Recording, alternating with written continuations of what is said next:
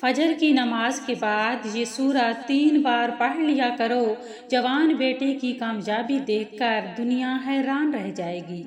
मोहतरम नाजरीन, वैसे तो ये अमल सब के लिए है, लेकिन ख़ास तौर पर अगर ये अमल माएँ करें तो उनके जवान बेटे की कामयाबी इंशाअल्लाह जल्द मुकद्दर हो जाएगी। सूरतुल कौसर और अल्हम्दुलिल्लाह रब्बिल आलमीन का ये वजीफ़ा करते ही घर में इतना पैसा आएगा कि हर रिश्तेदार आपके आगे पीछे घूमेगा। एक दिन में करोड़ों मिलेंगे इंशाअल्लाह ताला।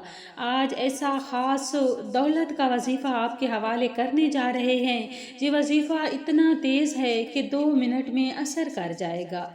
नाजरीन, जिस बंदे की कई सालों से जेब खाली है, कई सालों से गुर्बत तंगदस्ती का शिकार है, जिस घर में कई सालों से रिज़्क़ की तंगी है, जहाँ रहमत व बरकत की बहारें आज तक नहीं आई, तो दुनिया जहान के तमाम काम छोड़कर ये एक वजीफ़ा कर लें।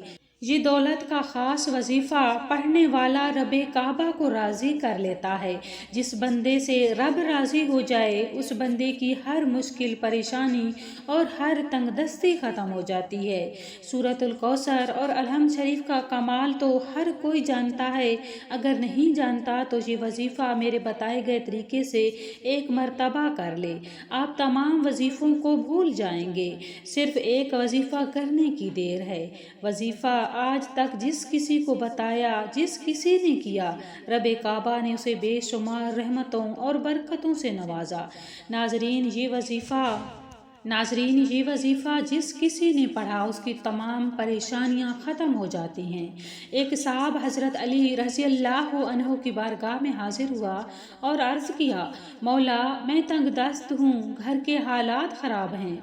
मौला अली ने फरमाया, जाओ इस्तग़फ़ार करो। एक दूसरा शख्स आया और कहा, मौला मैं बे औलाद हूँ, परेशान हूँ, मैं औलाद नरीना का तलबगार हूँ। तो मौला अली ने फरमाया, जाओ इस्तग़फ़ार करो। फिर एक तीसरा शख्स आया और कहने लगा, मौला मेरे घर में परेशानियां हैं, अपना मसला बताया। तो मौला अली ने फरमाया, जाओ इस्तग़फ़ार करो।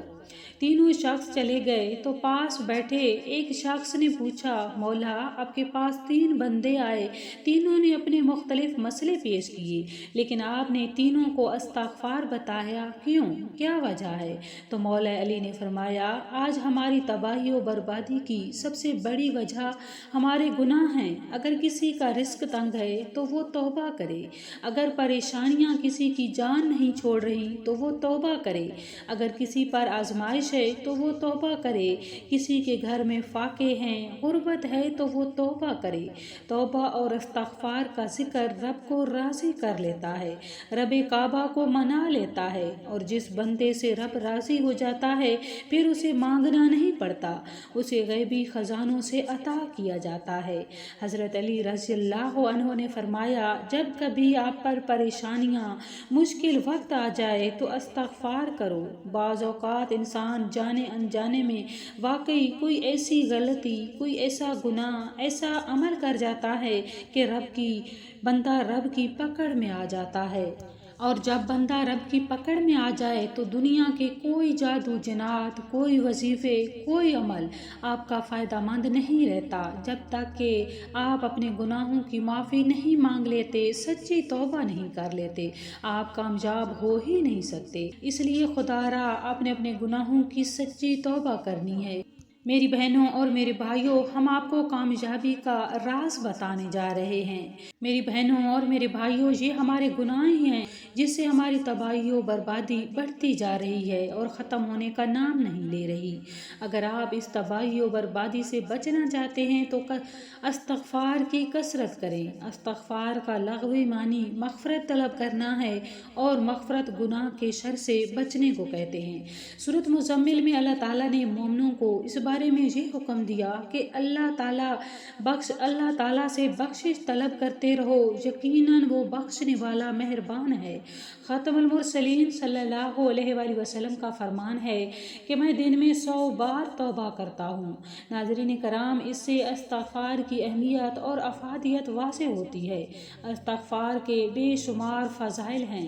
ناظرین کرام، اگر آپ بے روزگار ہیں، قرض دار ہیں، کاروبار نہیں چل رہا، رزق کی تنگی ہے، گھریلو مشکلات پریشانیوں کا سامنا ہے، جتنی بھی پریشانیاں ہیں، مسائل ہیں، رکاوٹیں ہیں، بندشیں ہیں، یہ سب کی سب انشاءاللہ تعالی ختم ہو جائیں گی اگر آپ سورۃ الکوثر اور الحمدللہ رب العالمین کا یہ وظیفہ کریں گے۔ ناظرین کرام، ہر ماں باپ چاہتے ہیں کہ ان کی اولادیں پڑھ لکھ کر بڑے افسر بنیں، بڑے عہدے پر فائز ہوں، انہیں ترقی ملے اور ماں باپ کا نام روشن کریں، مگر ضروری نہیں کہ ہمیشہ ایسا ہی ہو، لیکن ہمیں بحیثیت ماں باپ کے اچھے کی امید رکھنی چاہیے۔ تو چلیے ناظرین، اب آپ کو بڑی کامیابی کا وظیفہ بتانے جا رہے ہیں۔ آپ نے یہ وظیفہ فجر کی نماز کے بعد پڑھنا ہے۔ باوضو مصلی پر بیٹھ کر ایک مرتبہ اعوذ باللہ من الشیطان الرجیم اور ایک بار بسم اللہ الرحمن الرحیم پڑھیں اور وظیفے کا آغاز کریں۔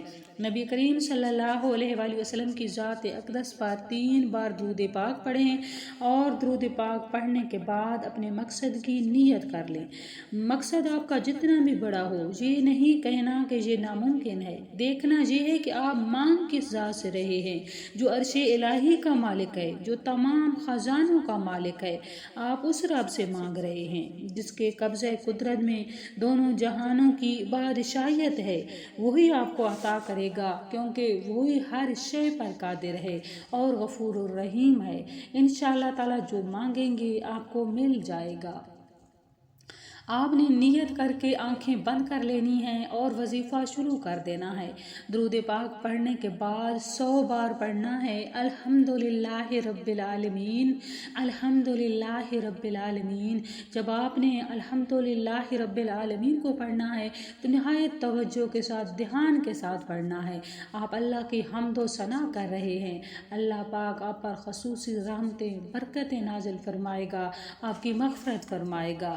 اور اس کے بعد آپ نے پڑھنا ہے یا رزاق یا وہاب، یا رزاق یا وہاب۔ یا رزاق آپ پڑھیں گے تو اللہ پاک آپ کو رزق عطا فرمائے گا۔ یا فتح پڑھیں گے تو اللہ پاک آپ کو فتح اور کامیابی عطا فرمائے گا۔ اور اس کے بعد آپ نے پڑھنا ہے 3 بار سورۃ الکوثر۔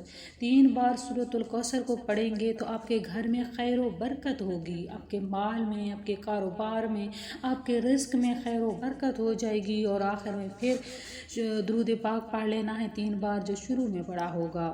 تو ناظرین کرام، آخر میں ہماری دعا ہے کہ اللہ رب العالمین ہم سب کی تمام جائز حاجات کو پورا فرمائے، آمین۔